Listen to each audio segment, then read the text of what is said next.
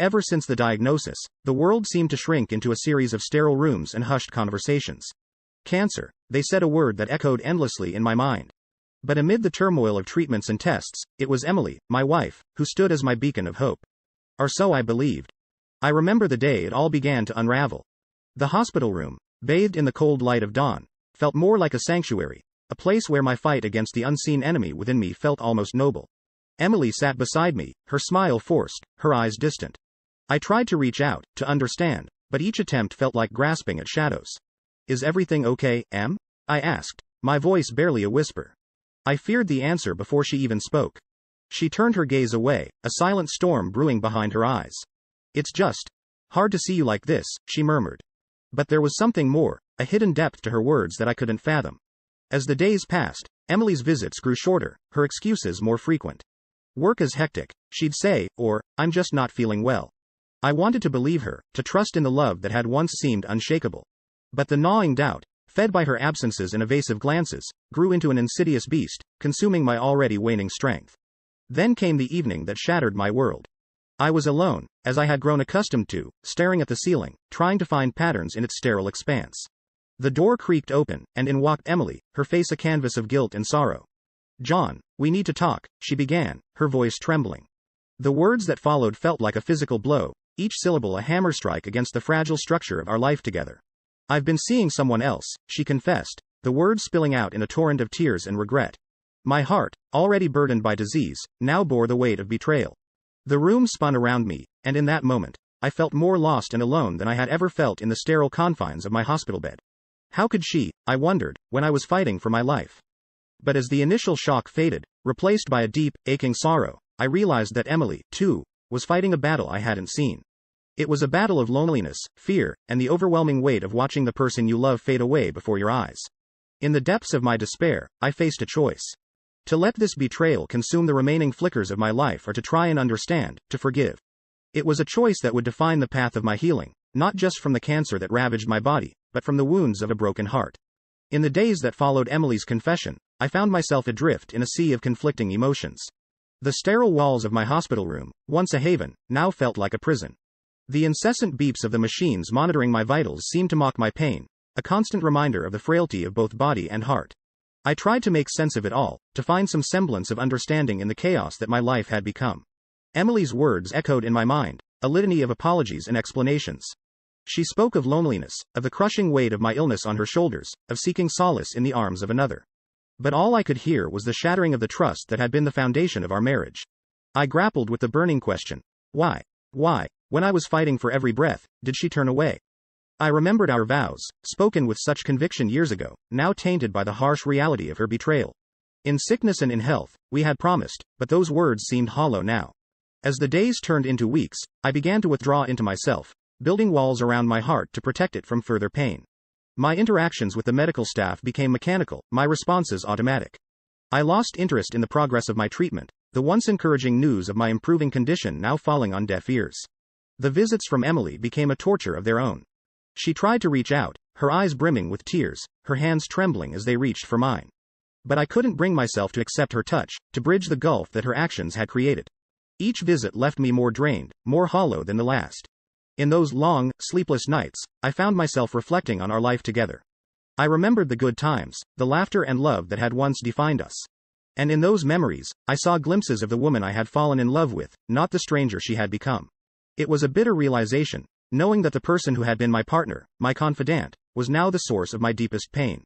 The battle with cancer, which had once seemed like the greatest challenge of my life, now paled in comparison to the turmoil in my heart.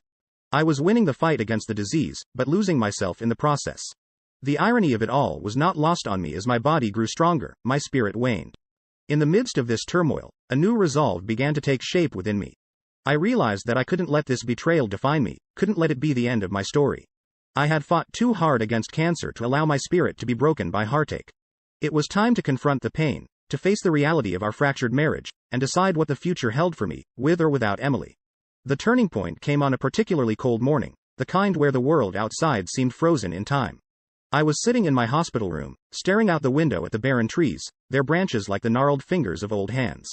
It was on this morning that I decided it was time to seek answers, to confront the pain that had become my constant companion.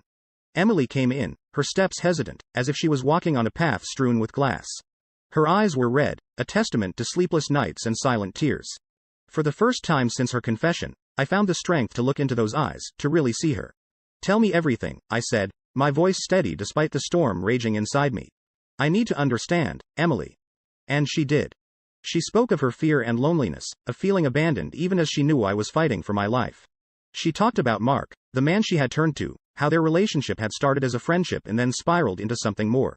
It wasn't an excuse, she said, but a desperate attempt to find some semblance of normalcy in a life turned upside down. As I listened, a torrent of emotions washed over me. Anger, betrayal, sadness, they all merged into a whirlpool of confusion. But amidst all this, there was also a flicker of understanding. I began to see the situation not just through my own lens of pain, but through Emily's eyes as well. The realization hit me hard. We were both victims of my illness in different ways. While I battled cancer in the hospital, Emily fought a silent, lonely war outside. It didn't excuse her actions, but it shed light on the complexities of human emotions, on how easy it is to lose oneself in the face of overwhelming adversity. This understanding didn't bring immediate forgiveness, but it did bring a sense of clarity. The black and white view of betrayal began to give way to shades of gray. I saw Emily not just as the woman who had hurt me, but as a human being struggling to cope with a situation that neither of us were prepared for. As the days went by, our conversations grew longer, deeper. We began to unravel the tangled web of emotions and misunderstandings that had led us to this point. It was painful, often heart-wrenching, but necessary. We were like two survivors of a shipwreck, clinging to the debris of our former life, trying to find a way back to solid ground. In those moments of raw honesty, I found a part of myself that I thought I had lost, my capacity for empathy and understanding. And with it came a realization. Healing was not just about my physical recovery from cancer, but also about mending the broken pieces of my heart and our relationship. I was still far from forgiving Emily, but I was taking the first steps on a path that might lead to reconciliation, or at least closure. It was a journey fraught with uncertainty, but one that I knew I needed to undertake, for the sake of my own peace of mind. As winter melted into spring, and the hospital's sterile walls gave way to the familiar comfort of home, I found myself at a crossroads.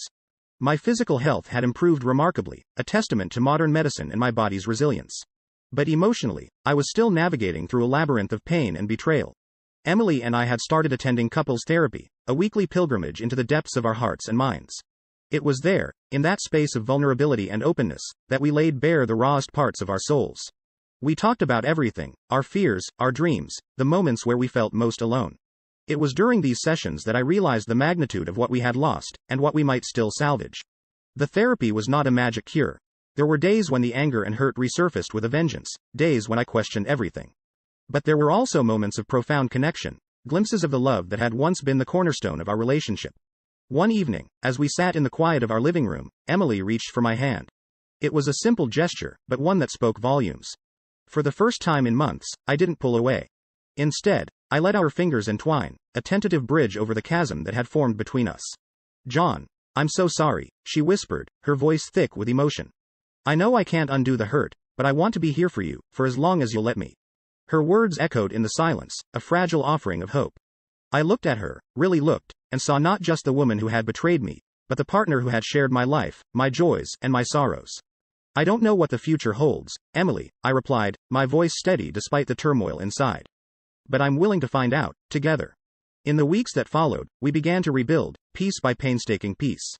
We rediscovered the small joys of shared meals, of long walks, of conversations that stretched into the night. We laughed together, and more importantly, we cried together, a cathartic release of all the pain and heartache we had bottled up. The journey was not easy. There were setbacks, moments of doubt and despair. But with each step forward, we grew stronger, more resilient. The shadow of the affair still lingered, a ghostly presence in the background of our lives, but it no longer defined us. As spring gave way to summer, I realized that healing was not a destination, but a journey. It was about finding strength in vulnerability, about learning to trust again, about forgiving not just Emily, but also myself. It was about understanding that while some scars never fully fade, they do not have to dictate our future. In this newfound understanding, I found a sense of peace. I was still battling cancer, still facing the uncertainty of what tomorrow might bring. But I was no longer doing it alone. Emily and I were walking this path together, our steps uncertain but our resolve firm. We were healing, slowly but surely, and in that healing, I found a glimmer of hope for a future that, just a few months ago, I couldn't have imagined. As summer's warmth bathed our home in light, I found myself reflecting on the journey Emily and I had undertaken. The path was far from smooth. riddled with the pitfalls of past hurts and the ever-present shadow of my ongoing battle with cancer. Yet, amidst this turmoil, a fragile sense of hope had begun to blossom. Our relationship, once shattered, was slowly piecing itself back together. Like a mosaic, it was becoming something new, different from what it once was, but beautiful in its own right. We learned to communicate more openly, to express our fears and desires without the masks we had once worn. I recall one particular evening, sitting in our backyard under a sky painted with the hues of sunset. Emily had prepared a simple meal, and we ate in silence, the kind that spoke of comfort rather than awkwardness. As the stars began to emerge, she broke the silence. "John, do you think we can ever get back to how we were?" she asked, her voice laced with a mix of hope and uncertainty. I pondered her question, gazing at the stars that had silently witnessed our struggle. "I don't think we can, or even should, try to go back to how we were," I replied. "What we had is in the past. We need to build something new, something that acknowledges our scars and celebrates our growth." Emily nodded, her eyes reflecting the starlight. "I'm scared, John. But I'm also hopeful." "Is that strange?" "No," I said, taking her hand in mine. "It's human. We're navigating uncharted waters, but we're doing it together. That counts for something." As the days turned into weeks, and weeks into months, our bond continued to strengthen. We were no longer just survivors of a storm. We were architects of our future. The affair and my illness, while parts of our story, no longer defined it. We were writing new chapters, ones filled with understanding, forgiveness, and a cautious optimism. I found myself cherishing the small moments, the shared smiles, the gentle touches, the quiet support we offered each other. These were the building blocks of our new relationship, the foundation upon which we were slowly reconstructing our life together. During this time, my health also showed signs of improvement. The cancer, once a voracious beast, had been tamed into remission. It was a victory, not just of the body, but of the spirit. Emily was there every step of the way, her strength bolstering my own. As autumn approached, painting the leaves in fiery hues, I realized that our love, too, had changed. It was no longer the naive, untested love of our youth. It was deeper, more resilient, tempered by the fires of trial and pain. We had learned the hard way that love is not just about joy and happiness, but also about endurance and the courage to face the darkest nights together. In this newfound understanding, we found a sense of peace. The future was still uncertain, the possibility of relapse a lingering shadow. But whatever lay ahead, we knew we would face it together, stronger and more united than we had ever been. This chapter of our lives, marked by pain and healing, betrayal and forgiveness, was drawing to a close. Ahead of us lay a new chapter, unwritten and full of possibilities. And as I looked at Emily, her hand in mine, I felt ready to turn the page. The onset of autumn brought with it a tapestry of colors, each leaf a reminder of the ever-changing nature of life. Emily and I had grown accustomed to the rhythm of our new life, a delicate dance of healing and rediscovery. The shadow of my illness and her infidelity still lingered, but they no longer dominated our days. We had both changed in ways that were subtle yet profound. I, once consumed by my battle with cancer and the sting of betrayal, found a new appreciation for the present. Emily, grappling with guilt and the fear of loss, learned to embrace vulnerability and the strength it offered. Our home, once a place of tension and unspoken grievances, now resonated with a newfound peace. We had painstakingly cleared the debris of our shattered relationship, making room for honesty and acceptance. It wasn't perfect, but it was real, and that made all the difference. One crisp autumn evening, as we sat by the fireplace, the flames casting a warm glow on our faces, Emily spoke of her dreams, the ones she had shelved in the chaos of my illness and her affair. "I want to start painting again," she said, her eyes reflecting the fire's flicker. "I've neglected that part of me for too long." I smiled, encouraged by her desire to reclaim a part of herself that had been lost in our shared ordeal. "You should," I encouraged. "Your art was always a reflection of your beautiful soul." This conversation led to a series of changes, small but significant. Emily set up a small studio in one of the spare rooms, and I watched as she poured her emotions onto the canvas, each stroke a testament to her journey. I, too, found new purpose. My brush with mortality had instilled in me a desire to help others facing similar battles. I began volunteering at the Cancer Center, offering support and a listening ear to those walking the path I had once tread. It was cathartic, a way to make sense of my own experience. As we both embarked on these personal journeys, our relationship continued to evolve. We learned to support each other's dreams and aspirations, understanding that our individual growth was integral to the health of our marriage. The therapy sessions, once a place of painful revelations, had become a space of mutual growth. We delved into topics beyond the affair and my illness, exploring our hopes, fears, and the legacy we wanted to leave. Our love, once fragile and uncertain, had grown into something resilient and deep. We found joy in the simple pleasures, a shared meal, a walk in the park, an evening spent talking and laughing. We had learned to cherish the mundane, understanding that it was the bedrock of our relationship. As the year drew to a close, I found myself reflecting on the journey we had undertaken. From the depths of despair and betrayal, we had emerged stronger, more aware of our flaws and the strength that lay in acknowledging them. The future was still uncertain, but it no longer filled me with fear. Whatever challenges lay ahead, I knew we would face them together, not as the same people who had entered this storm, but as individuals who had been transformed by it. Our story was one of pain and healing, of breaking and mending, a reminder that even in the darkest moments, there is hope for renewal. As I looked forward to the coming year, I felt a sense of gratitude for the journey and a quiet optimism for the chapters yet to be written.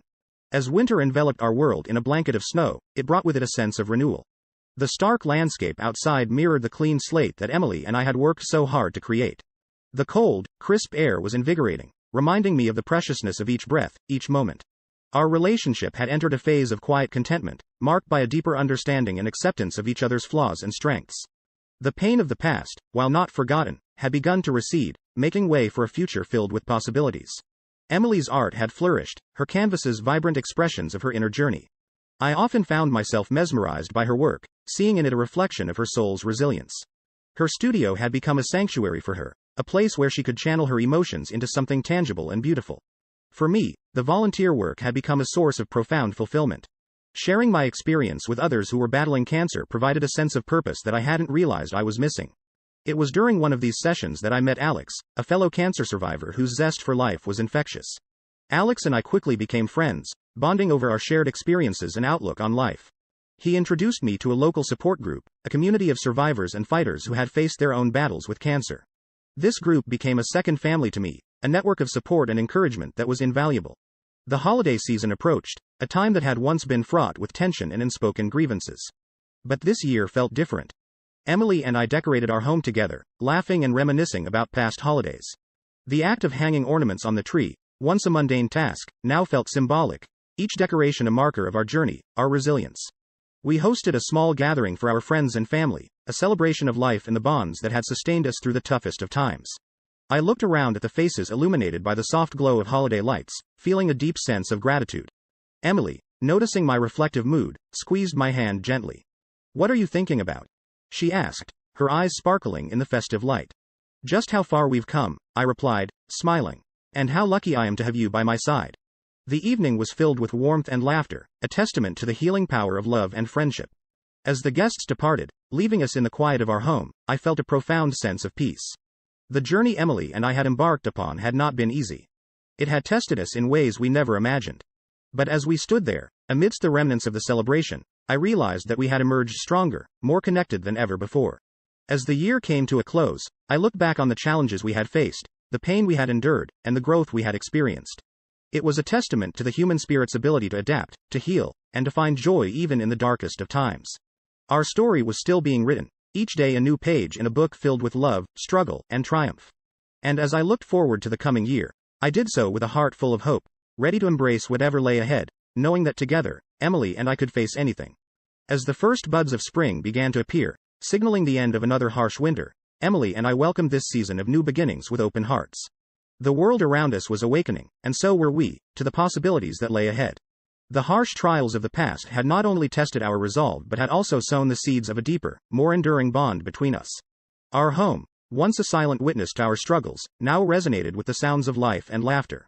Emily's art had gained recognition, her exhibitions attracting a modest but appreciative audience. The vibrancy of her paintings reflected her inner transformation, a vivid tapestry of pain, hope, and rejuvenation. My own journey had taken an unexpected turn. Inspired by my experiences and the stories of those I met at the support group, I began writing. What started as a personal diary evolved into a blog, a narrative of my battle with cancer and the lessons learned along the way. To my surprise, it found an audience. People from all walks of life reached out, sharing their own stories, finding solace in the words I had penned. This unexpected foray into writing was therapeutic. It allowed me to process my experiences, to give voice to the myriad emotions that had once threatened to overwhelm me. Through this medium, I connected with others, creating a community bound by shared experiences and mutual understanding. Emily and I also embarked on a project together, a series of workshops for couples facing similar challenges. We shared our story, not as a blueprint for others to follow, but as a testament to the power of communication, empathy, and resilience. It was our way of giving back, of turning our pain into a beacon of hope for others. As the days grew longer and the air warmer, we planned a trip, a journey we had postponed for far too long. It was not just a vacation, but a pilgrimage of sorts, a celebration of life and the love that had endured through our darkest days. The destination was a small coastal town, a place where the sea met the sky in a dance of endless blue. There, amidst the sound of the waves and the serenity of the horizon, we found a sense of freedom. We walked along the beach, hand in hand, our hearts light, unburdened by the shadows of the past. One evening, as we watched the sun dip below the horizon, painting the sky in hues of orange and purple, Emily turned to me, her eyes alight with a quiet joy. "Do you remember when we first met?" she asked, a nostalgic smile playing on her lips. "I do," I replied, the memory vivid in my mind. "We were both so young, so full of dreams." "We've come a long way since then," she said, her voice soft. "We've weathered storms I never thought we could survive." I nodded, my heart full. "We have. And yet, here we are, stronger for it." As the last light of the day faded, giving way to a blanket of stars, I realized that this trip was more than just a getaway. It was a symbol of our journey, a testament to our ability to rebuild, to find beauty in the broken places. Our story, once marked by pain and betrayal, had become one of healing and growth. We had learned that love, in its truest form, is not just about the joyous moments, but also about the courage to face the trials together, to emerge not unscathed, but stronger. As we returned home, refreshed and renewed, I looked forward to the future with a sense of optimism. The road ahead was still uncertain, but one thing was clear: whatever challenges we might face, we would face them together, with love as